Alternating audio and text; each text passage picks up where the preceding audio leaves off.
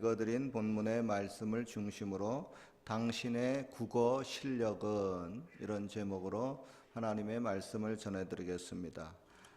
어느 한 아내가 집안일을 혼자 하기에 너무 많았습니다. 그리고 힘이 벅차서 소파에 누워서 빈둥빈둥 TV만 보고 있는 남편에게 말을 합니다. 여보, 그렇게 TV만 보지 말고 이리 와서 설거지도 좀 도와줘. 그러자 남편이 마지못해 부시시 일어나더니 대충 5분 만에 설거지를 하고 나서 다시 소파에 누워서 TV를 뚫어지게 쳐다보고 있습니다. 그 모습을 본 아내가 한숨을 푹 쉽니다. 왜 한숨을 푹 쉴까요? 저 바보 같은 남편 녀석이 설거지에 포함된 뜻을 알아차리지 못했기 때문에 그렇습니다. 아내가 설거지 좀 도와줘 라는 말에서 설거지란 말이 꼭 설거지만 의미하는 것이 아니고 쓰레기 버리는 것, 또 베큐um 하는 것, 화장실 변기 청소하는 것, 또 애들 돌보아주는 것, 빨래하는 것 등등 이런저런 잡다한 집안일이 다 포함된 단어가 그 설거지에 포함된 겁니다. 일종의 제유법이라고 합니다. 제유법이란 어떤 일부를 가지고 전체를 나타내는 표현법이나 혹은 또 반대로 전체를 가지고 일부를 나타내는 그 수사학적 언어 표현법입니다. 그러니까 제유법을 아는 남편은 설거지 하고 난 다음에 쓰레기도 버리고 또 바닥 청소도 하고 또 도와줄 것 없어 하고 물어봅니다. 그리고 좀 더 스마트한 남편은 아내의 어깨를 또 주물러 주면서 아이고 우리 와이프 되게 힘쓰고 애쓰네 하면서 마사지를 다 해주면은 아내가 좀 웃겠죠? 왜 그래요? 그러겠죠? 하면서도 좋아하겠죠? 즉 좋은 남편이 되느냐 나쁜 남편이 되느냐는 아내의 말뜻을 제대로 알아차리느냐 못 알아차리느냐 하는 국어 실력에서 판결음 날 수가 있습니다. 여러분 묻고 싶습니다. 여러분의 국어 실력은 어느 정도입니까? 즉 말과 언어를 이해하는 수준이 어느 정도입니까? 성경의 말씀을 보다 잘 이해하기 위해서도 성경에서 사용되는 그러한 수사학적 언어 표현법을 바르게 파악하고 바르게 해석해야만 합니다. 즉 국어 실력이 좋아야 합니다. 가끔 성경을 오해하고 성경을 잘못 해석하시는 분들 보면은 중고등학교에서 배우는 이 국어 실력이 모자라서 엉뚱한 실수를 하는 경우가 종종 있습니다. 그러나 성경을 바르게 배우고 또 바르게 가르치기 위해서는 그 문장이나 단어가 어떤 의미로 사용되어 있는지 또 어떤 표현법을 썼는지 알아야만 합니다. 앞서 말한 설거지는 제유법입니다. 이에 대한 또 다른 예를 성경에서 들어봅시다. 예수님이 이렇게 말씀했습니다. 사람이 떡으로만 사는 것이 아니요 하나님의 입에서 나오는 모든 말씀으로 살 것이니라. 여기서 예수님의 말씀한 떡은 꼭 떡만 가리키는 것이 아니라 빵도 되고요, 밥도 되고요, 라면도 되고 과일도 되고 고기도 되고 모든 식료품이 다 포함된 말입니다. 더 나아가 우리의 육신을 지탱하기 위해 필요한 의식주까지 다 포함이 되는 제유법으로 쓰여진 단어입니다.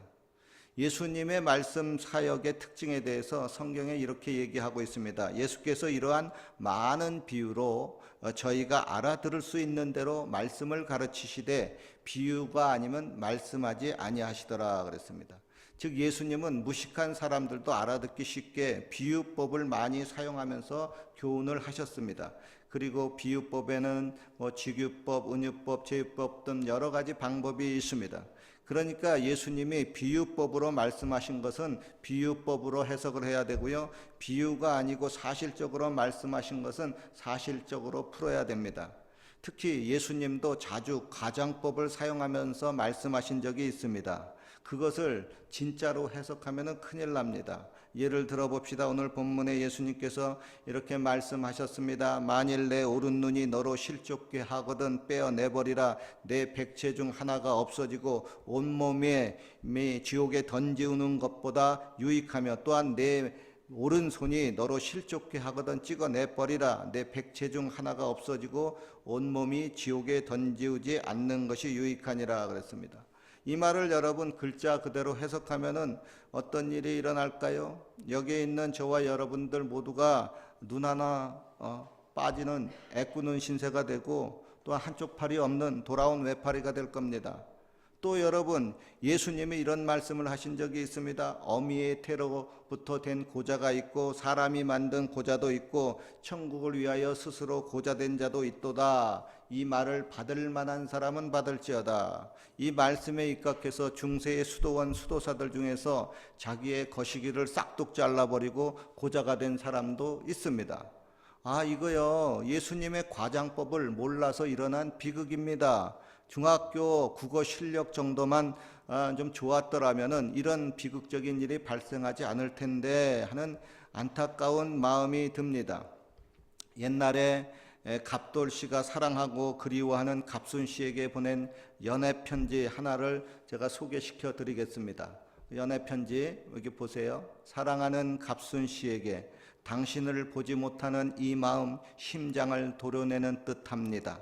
이렇게 당신을 보지 못하고 지내느니 차라리 죽는 것이 나을 듯합니다. 당신 없이는 살 수 없습니다. 당신을 보지 못하니 밥도 물도 넘어가지 않습니다. 숨도 쉴 수 없습니다. 하루빨리 보고 싶습니다. 김갑돌 올림. 혹시 연세가 좀 많이 드신 분들 중에 이런 비슷한 연애 편지를 써보고 이런 비슷한 연애 편지를 받아본 적 있는지 모르겠습니다. 요즘은 이렇게 연애 편지 쓰는 사람 거의 없을 겁니다. 이 편지를 읽으면서 이런 생각을 해보았습니다. 갑순이에게 편지를 쓰고 있는 갑돌이의 건강 상태는 어떨까? 첫째, 심장에 문제가 있는 것 같다. 심장을 도려내는 뜻하고 하니까 분명 심장에 큰 문제가 있을 것이다. 둘째, 죽는 것이 나을 것 같다고 하니까 심리적으로 혹은 정신적으로 큰 문제가 있겠다. 이 사람 심각한 우울증에 걸렸거나 아니면 염세주의자로서 곧 죽을 방법을 찾아서 무언가 극단적인 일을 저지를 것 같다. 셋째, 위장에도 역시 문제가 있겠다. 밥도 물도 넘어가지 않겠다고 하니까 이거 심각한 위장장애일 수가 있다. 넷째, 기관지와 폐에도 문제가 있겠다. 숨을 쉴 수가 없다고 했으니까. 도대체 갑돌 씨는 연애를 어떻게 하기에 이런 큰 병에 걸렸을까? 참으로 안 됐다. 여러분, 이런 연애 편지를 읽고 나서 연애는 만병의 근원이다. 따라서 연애는 절대 하지 말라고 결론을 내린다면 이게 바른 결론일까요? 그렇게 해석하고 그렇게 결론을 내리는 사람은 아마 지능 발달이 좀 덜 된 사람이든지 뭔가 좀 이상한 사람일 겁니다. 국어 실력이 형편없을 겁니다. 그런데 갑돌이의 이 연애 편지를 제대로 알지도 못하고 단지 사건 사고만을 취재하는 신문 기자의 입장에서 보면은 이것을 어떻게 기사로 쓸까요? 아마 이렇게 쓸지도 모르겠습니다. 이번 사고를 당해서 중상을 입은 환자 김갑돌 씨의 상태는 다음과 같습니다. 이 사람은 제대로 숨을 쉴 수가 없습니다. 밥도 물도 넘길 수가 없습니다. 심장에 도려내는 듯한 심한 통증이 있으며 이렇게 사느니 차라리 죽는 것이 낫다고 호소하는 것으로 보아 김갑돌 씨는 내일을 장담할 수 없는 매우 암담한 상황입니다. 이상 현장에서 또라이 기자의 소식입니다. 여러분, 연애 편지는요, 어디까지나 연애 편지로 읽어야 됩니다. 연애 편지에서 과학을 찾으면 안 됩니다. 연애 편지를 마치 교통사고를 취재하는 방식으로 접근하면 안 됩니다. 이 연애 편지에서 갑돌 씨가 쓴 내용은 과장법을 사용한 겁니다. 반면 신문 기사에 난 기사는 과장법을 사용하지 않고 사실적으로 표현한 겁니다. 즉 글은 상황에 맞게 이해해야 하고 상황에 맞게끔 해석해야 합니다. 이 연애 편지를 받은 갑순 씨가 제정신을 가진 사람이라면은 갑돌 씨의 건강 상태를 염려할 필요가 조금도 없습니다. 염려를 하신 대신에 갑돌 씨가 나를 굉장히 많이 사랑하고 있구나 하는 생각을 하면 됩니다. 또한 예수님의 또 다른 과장법입니다. 맹인된 인도자여 하루살이는 걸러내고 낙타는 삼키는도다. 여러분 중에 아무리 빅마우스라고 해도 낙타를 삼킬 만큼 입이 크지 않습니다. 즉 과장법입니다. 또 다른 과장법 9절입니다. 낙타가 바늘구멍으로 들어가는 것이 부자가 하나님의 나라에 들어가는 것보다 쉬우니라. 여러분, 낙타가 바늘구멍에 어떻게 들어갑니까? 이것도 역시 과장법입니다. 예수님이 이렇게 과장법을 사용하는 이유는 단순하게 사실을 전달하는 데 그치는 것이 아니라 보다 그 의미를 강조하기 위해서이거나 혹은 보다 좀 유머스럽게 느낌과 정서까지도 표현할 수 있는 보다 강력한 방법이기 때문에 그런 표현법을 쓰는 겁니다. 예를 들면 앞서 그 연인 관계에 있는 갑돌이와 갑순이의 경우 자신의 사랑을 표현할 때 정확한 과학적 용어를 사용하지 않을 겁니다. 도리어 상대방을 향한 자기의 마음을 보다 더 적극적으로 알리기 위해서 과장법으로 표현할 겁니다. 우리 주위에 또 일어날 수 있는 또 다른 표현법을 하나 소개시켜 드리겠습니다. 혼기가 꽉 찬 딸을 둔 아버지가 있었습니다. 하루는 자기 딸이 결혼을 하겠다고 한 여자를 데리고 왔습니다. 아버지가 그 남자의 이것저것을 물어보고 살펴보니까 영 마음에 들지 않습니다. 부모의 입장으로 볼 때 딸이 그 남자와 결혼하면은 많이 힘들 것 같습니다. 그래서 아버지는 딸에게 차근차근 설명을 해줍니다. 이러저러하고 여차여차해서 그 남자는 결혼 상대로 좋지 않은 것 같다. 부모의 입장에서 나는 이 결혼에 절대 반대한다. 그러나 딸이 뭐가 쓰였는지 그 남자와 자꾸 결혼하겠다고 합니다. 단단히 콩깍지가 낀 것 같습니다. 보통 이런 경우 자식 이기는 부모 없다는 말처럼 내키지 않아도 결국 나중에는 그 결혼을 허락하게 됩니다. 그러나 딸의 아버지는 뭐가 좀 의심쩍었는지 그 남자에 대해서 사람을 시켜서 뒷조사를 해보았습니다. 그런데 세상에 그 남자에게 아주 치명적인 전과 기록이 있었습니다. 딸이 그 남자와 결혼하면은 절대 안 됩니다. 당장 지옥이 펼쳐질 겁니다. 그래서 아버지는 딸에게 그 남자에 대해서 보다 구체적으로 말해주면서 이 결혼 절대 반대한다고 1시간 이상을 설명을 해주고 또 설명을 해 주었습니다. 그러나 딸의 고집이 이만저만이 아닙니다. 그 남자와 결혼하지 않으면 안 된다고 합니다. 그래서 도저히 할 수 없어 아버지가 긴 한숨을 내쉬며 자기 딸에게 최후로 이렇게 말을 합니다. 정 그러면 하나님께 기도하고 응답을 받고 해. 그렇지만 나는 이 결혼에 일도 너를 도와줄 수 없어. 그런데 딸이 알았다고 하면서 나중에 보니까 이런 소문이 가족들과 친척들과 주위 사람들에게 들립니다. 우리 아버지가 우리들의 결혼을 허락하셨어요. 아닌데 그 정반대인데. 그래서 그 아버지가 딸에게 급히 전화를 걸어서 물었습니다. 얘 너 도대체 지금 돌고 있는 이 소문이 뭐냐? 너 왜 내가 너희들 결혼을 허락했다고 반대로 말하고 다니니? 그러자 딸이 대답합니다. 아버지가 하나님께 기도하고 결정하라고 하셨잖아요. 그거 우리 결혼을 허락한 것 아닌가요? 이 딸은 아버지가 1시간 이상 이야기하면서 그 결혼은 절대 안 된다고 한 것은 쏙 빼고 아버지가 최후로 딸에게 말한 이 한마디를 마치 아버지의 약점을 잡은 것 마냥 끄집어내서 아버지가 자기들의 결혼을 이미 허락하셨다고 떠들고 다닌 겁니다. 여러분, 아버지의 이 말이 결혼을 허락한 겁니까? 아니면 제발 결혼하지 말라고 반어법으로 말한 겁니까? 아버지의 이 말을 다시 한번 들어보시고 여러분의 국어 실력도 한번 체크를 해보십시오. 정 그러면 하나님께 기도하고 응답을 받고 해. 그렇지만 나는 이 결혼에 일도 너를 도와줄 수 없어.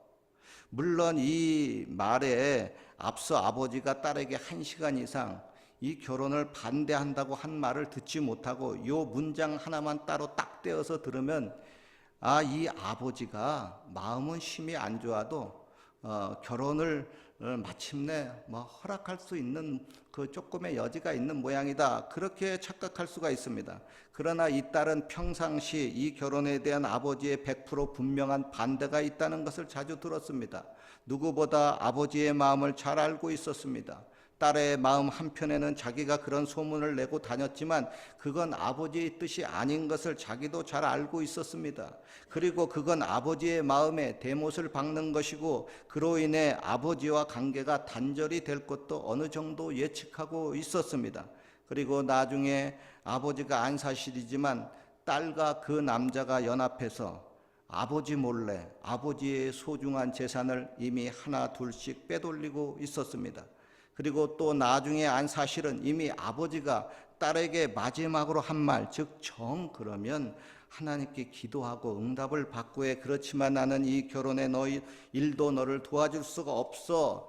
이 말이 일어나기 전에 이미 몇 주 전서부터 아버지가 자신들의 결혼을 허락했다고 사람들에게 말하고 다녔습니다.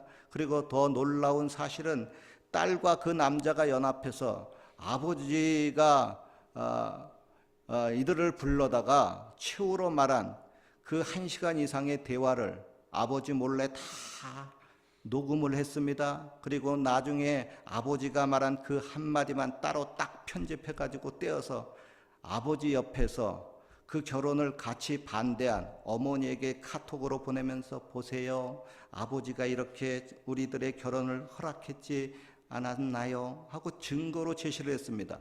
아버지는 이 사실을 알고 너무나 기가 막혔습니다. 그렇게 배후에서 몰래 녹음까지 하고 또 그것을 따로 뽑아서 편집까지 한 그 남자에 대해서 이 녀석 무서운 녀석이구나.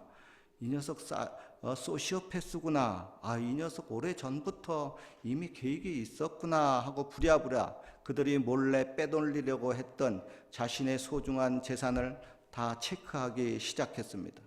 여러분, 제가 지금 무슨 이야기를 하고 있는지 아십니까? 여러분이 이야기를 들으면 이게 지금 무슨 이야기야? 이게 지금 사실적으로 있었던 일이야? 아니면 꾸며낸 픽션이야? 비유야? 여러분, 이 이야기는요, 어느 면에서는 사실이고 어느 면에서는 비유입니다. 제가 지금까지 말한 이 이야기를 듣고서 여러분들이 이건 어떤 사실일 수도 있겠고 이거는 어떤 것에 대한 비유일 수도 있겠구나라고 감을 잡고 있을 정도면 여러분의 국어 실력은 상당히 괜찮은 편입니다. 또 다른 예를 들어봅시다. 고집이 아주 센 어린아이가 있었습니다. 그 어린아이가 자꾸 부모에게 고집을 부립니다. 그러나 이번 고집은 부모가 도저히 들어줄 수 없는 아주 똥고집입니다. 그러자 아이가 떼를 쓰고 부모에게 밥을 안 먹겠다고 합니다. 밥상 차려지면은 내던집니다. 또 어떤 아이는 자기가 꽉 죽어버리겠다고 합니다. 그러자 부모가 화가 나가지고 그래 이놈아 밥 먹지 말고 굶어 죽어라고 말을 합니다. 혹은 그래 이놈아 나가 죽어라고 말을 하기도 합니다. 자, 이것에 대해서 또다시 여러분의 국어 실력을 테스트해 봅시다. 부모가 자녀에게 그래 밥 먹지 말고 굶어 죽어 혹은 그래 나가 죽어라는 말이 진짜 굶어 죽으라는 소리일까요? 진짜 나가 죽으라는 말일까요? 아닙니다. 이건 반어법입니다. 아무리 그래도 제발 죽지는 말라고 하는 뜻입니다. 그러나 이때 가끔 아이들 중에 부모의 마음을 뻔히 알면서 이렇게 얄밉게 말하는 녀석이 있습니다. 그래 알았어. 굶어 죽을게. 며칠만 기다려. 신문에 내가 교통사고 나서 죽었다는 기사가 대문짝만하게 날 거야. 그리고 그날이 아마 7월 7일일 거야. 바로 내가 태어난 생일이지. 이 말을 들은 부모가 얼마나 화가 나겠습니까? 에라이 녀석아 쫙 뺨 따고 때리는 소리입니다. 여러분, 그 말을 어떻게 해석하느냐에 따라서 긍정이 되기도 하고 강한 부정이 되기도 합니다. 그리고 그 결과는 정반대로 나타나기도 합니다. 성경도 마찬가지입니다. 그 단어, 그 문장을 어떻게 해석하느냐에 따라서 이단이 되기도 하고 정통이 되기도 합니다. 고로 여러분, 그 문장의 표현 기법을 바르게 알고 바르게 해석하는 것이 너무나도 중요합니다. 그리고 이런 그 해석의 능력은 많이 기도를 하거나 어떤 시적인 특별한 능력이 필요한 것도 아니고요. 그냥 단지 중고등학교의 국어 실력 정도나 그냥 상식 수준 정도면 될 때가 있습니다. 그러나 종종 우리는 국어 실력도 모자르고 상식 수준도 안 돼서 정반대로 해석을 하기도 합니다. 버틀란트 러셀이라는 분도 그 중에 하나입니다. 이분 지성인 중에 지성인이라고 합니다. 노벨 문학상까지 수상한 사람입니다. 그런데 이분이 쓴 책 가운데에서 이런 제목의 책이 있습니다. 나는 왜 기독교인이 아닌가? 나는 왜 기독교인이 아닌가라는 것이 있는데 그 중에 이런 구절이 있습니다.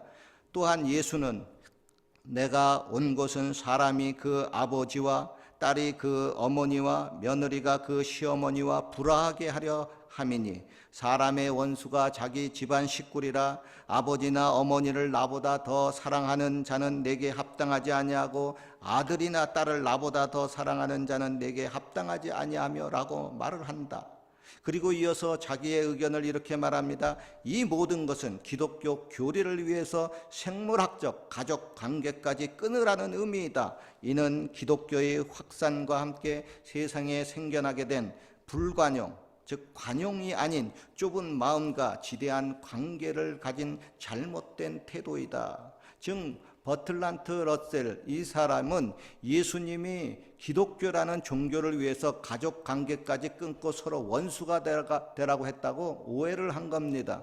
여러분, 러셀이라는 사람이 왜 이렇게 오해를 하게 되었을까요? 다름 아닌 예수님이 말한 문장의 수사법을 제대로 이해하지 못했기 때문입니다. 다시 말해 예수님의 과장법을 오해한 겁니다. 그리고 예수님의 전체적인 사상을 모르고 단편적으로 해석했기 때문에 그렇습니다.